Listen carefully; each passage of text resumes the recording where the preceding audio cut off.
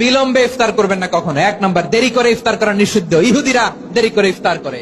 লা ইয়াজালুন নাসু আলা খাইরিন মা আজ্জালুল ফিতরা। বিশ্বনবী বলেছেন, এই উম্মত যতদিন আগে আগে ইফতার করবে, এই উম্মতের কপাল থেকে কল্যাণ কেউ ছিনিয়ে নিতে পারবে না। চিল্লায় বলেন ঠিক কিনা? আজানের জন্য বসে থাকবেন না, সময় দেখবেন। স্থানীয় সময় যখন সূর্যাস্ত হওয়া মাত্রই বিসমিল্লাহ, খেজুর খেয়ে ফেলবো। পারবেন তো নাকি দেরি করবেন? সতর্কতামূলক 2 মিনিট পরে ইফতার করলে সিয়ামের কি কোনো ক্ষতি হবে? শুক্রিয়া, জাযাকুমুল্লাহ খায়ের। অতীব জরুরি জিজ্ঞাসা।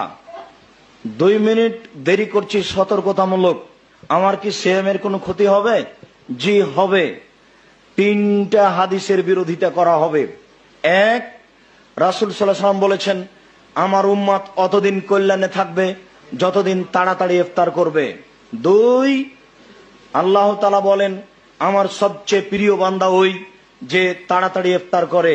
3, তোমরা তাড়াতাড়ি ইফতার করো, দেরি করে ইফতার করা ইহুদি খ্রিস্টানের লক্ষণ।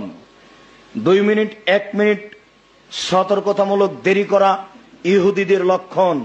শুনে রাখুন, মনে রাখবেন, বাংলাদেশের মাটিতে ইফতারির যত লিফলেট, বিজ্ঞাপন, ইশতেহার, পেপার, পত্রিকা বের হয়েছে, ওর সবচেয়ে যেটা তাড়াতাড়ি করা হয়েছে, তার 1 মিনিট আগে করবেন আপনি।